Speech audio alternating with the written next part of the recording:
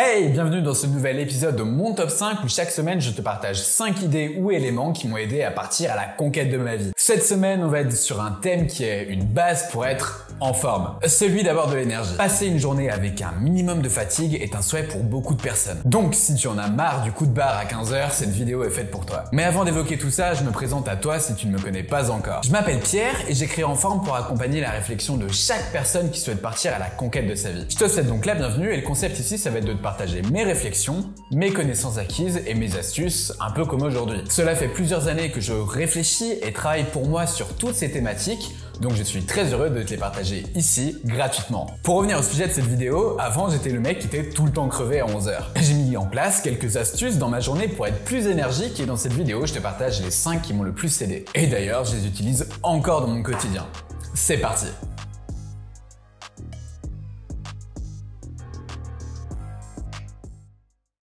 Astuce numéro 1, soigne ton hydratation tout au long de la journée. Plus jeune, j'ai totalement sous-estimé mon hydratation. Adolescent, je buvais vraiment jamais d'eau. Et puis, j'ai eu un souci de santé à 17 ans qui m'a fait changer de paradigme. Je me suis donc mis à boire à ce moment-là entre 1,5 litre et 2 litres d'eau par jour. Au-delà de donner un vrai coup de boost à mes reins, je me suis mis à être beaucoup moins fatigué de manière générale. Et pour cause, notre corps est composé d'environ 65% d'eau. Toute la journée, nous perdons une partie de ce volume. Donc, ne serait-ce que pour notre survie, il est nécessaire de s'hydrater. Une étude de l'Institut Pasteur que j'ai trouvé sur le site de France Info montre qu'une perte de 2% d'eau peut avoir un vrai impact sur notre cerveau. La perte de concentration est évoquée par exemple. L'étude de Pasteur indique que le manque d'eau est une vraie source de fatigue. Il ne faut surtout pas le négliger. Je te propose donc de prendre ta meilleure bouteille réutilisable et de boire, tout simplement. Je t'en mets une en description de cette vidéo qui est en accès inoxydable et qui fait 800 ml. C'est une contenance intéressante parce que la quantité d'eau recommandée chaque jour est d'1,5 litre, grand minimum. Donc 2 gourdes de 800 ml, ça fait 1,6 litres. Et je trouve que c'est parfait pour avoir une bonne idée de son suivi. Si l'eau plate n'est pas ton truc, n'hésite pas à boire de l'eau sous forme d'infusion par exemple. Tu peux aussi prendre de l'eau pétillante qui hydrate, même si son apport très riche en minéraux pourrait avoir des conséquences pas cool sur notre corps, dans le cas d'une utilisation unique. À titre personnel, ma consommation d'eau est aujourd'hui comprise entre 1,5 et 2,5 litres d'eau par jour, en fonction notamment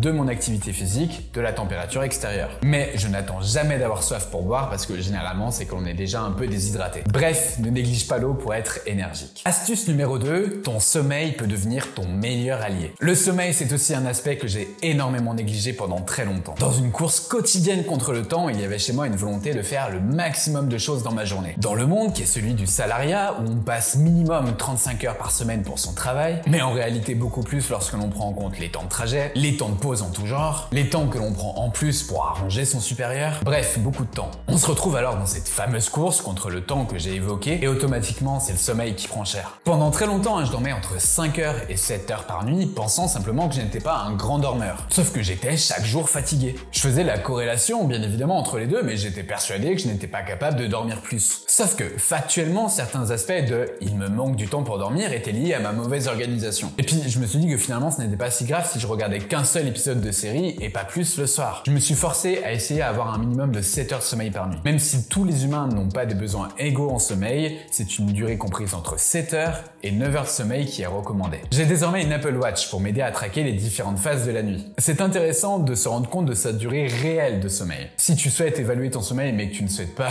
payer 300 € juste pour ça, je te mets le lien dans la description d'un tracker que j'utilisais avant qui est beaucoup moins cher et que j'utilisais dans une de ses versions précédentes. Depuis que je fais plus attention à mon sommeil, je me sens beaucoup plus frais en journée. Et les nuits où je dors moins, parce qu'elles existent, elles ont une vraie incidence sur mon humeur, sur ma productivité ou encore sur mes performances sportives. Bref, ne néglige pas ton sommeil pour être énergique. Astuce numéro 3, fais attention à ton alimentation. Une des principales dépenses d'énergie de la journée, c'est la digestion. C'est d'ailleurs pour cette raison qu'à titre personnel, je pratique le jeûne intermittent. Je m'évite ainsi un coup de fatigue le matin. Mais pour revenir au sujet de la digestion, la dépense d'énergie de ton corps va dépendre de ce que tu manges. Plus tu vas avoir des aliments simples à digérer, moins tu vas être fatigué. Et c'est l'inverse qui se produit si tu as des aliments qui sont compliqués à digérer pour ton corps. Éviter les produits gras, sucrés ou crus peut faciliter la digestion et ainsi éviter des dépenses d'énergie qui seraient malvenues. Au-delà de cet aspect, avoir une bonne alimentation riche en bons nutriments, légère, peut avoir un autre effet sur ton état de fatigue. Si ce que tu manges n'est pas équilibré, tu peux avoir des carences. Et les carences, ça procure des vrais bons coups de barre. C'est par exemple le cas pour les carences en fer, mais pas seulement. Avoir le juste apport en nutriments va en fait permettre à ton corps de fonctionner normalement. Un fonctionnement normal pour le corps va causer moins de stress et donc moins de fatigue. Je t'invite vraiment à réfléchir à ton alimentation pour optimiser ton énergie. Si la thématique t'intéresse, je te mets une vidéo en fiche ici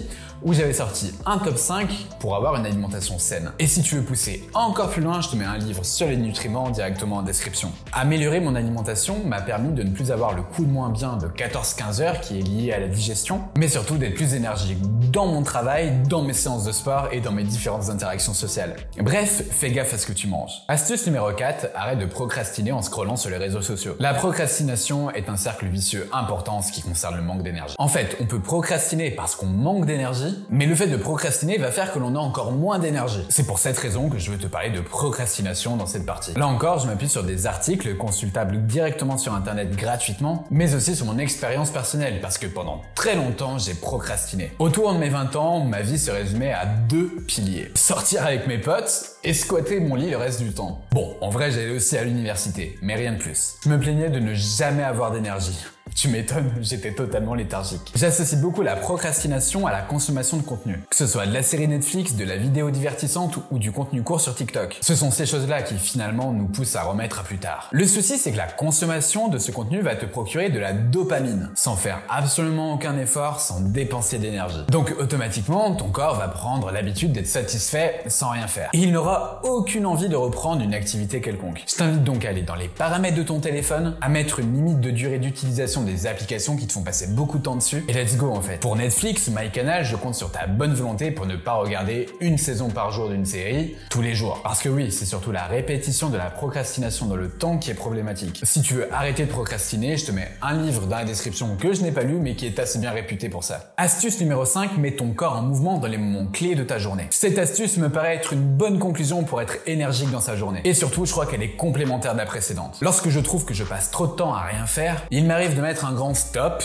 et de me lever, de sortir et d'aller faire le tour du pâté de maison du coin. L'objectif est simple, remettre mon corps en mouvement. Généralement, lorsque je rentre chez moi, je suis totalement reboosté psychologiquement et je me retrouve prêt à travailler ou en tout cas à faire des tâches utiles comme le ménage, la cuisine, et écrire cette vidéo, bref, quelque chose qui est très loin de la procrastination. Et lorsque je ne peux pas sortir, j'essaye de faire un réveil musculaire rapide. Tout ça pour me redonner de l'énergie. Le fait de mettre son corps en mouvement va produire différentes hormones positives. De la même manière que lorsque tu fais une séance de sport hardcore en fait, mais avec une quantité qui va être moindre dans ce cas-là. Ces hormones vont avoir un effet jusqu'à 1 heure après la mise en mouvement. C'est dans ces moments-là que je te conseille de profiter de l'énergie provoquée par ces sécrétions hormonales. Que ce soit pour reprendre tes tâches, mais aussi pour passer des bons moments avec tes proches. À titre personnel, j'essaye de me lever au moins une fois toutes les heures, surtout quand je travaille sur mon ordinateur. Le fait de mettre mon corps en mouvement, même sur une courte durée, va me permettre d'avoir un léger regain d'énergie. Bref, je t'invite à mettre ton corps en mouvement dans les moments clés de la journée, que ce soit avant des phases de travail, de divertissement ou tout simplement lorsque tu procrastines trop. C'est terminé pour ces 5 astuces qui, je l'espère, t'aideront à améliorer ton énergie au quotidien. Et évidemment, il existe plein d'autres méthodes, donc si toi tu en as une géniale, n'hésite pas à la partager en commentaire juste en dessous. Petite synthèse pour rappel, 1. Soigne ton hydratation tout au long de la journée. 2. Fais attention à ton sommeil. 3. Choisis une bonne alimentation. 4. Arrête de procrastiner devant du contenu en permanence. Et 5. Mets ton corps en mouvement dans les moments clés de ta journée. Abonne-toi ici et sur Insta pour ne pas manquer mes prochains contenus. Le pouce bleu, le partage, le commentaire, toutes ces choses-là ont une incidence énorme pour moi. Ça te prend quelques secondes, donc un grand merci à toi. Je te remercie d'avoir regardé cette vidéo jusqu'au bout. C'était Pierre de la chaîne En Forme et je te dis à très bientôt pour de nouveaux instants de partage.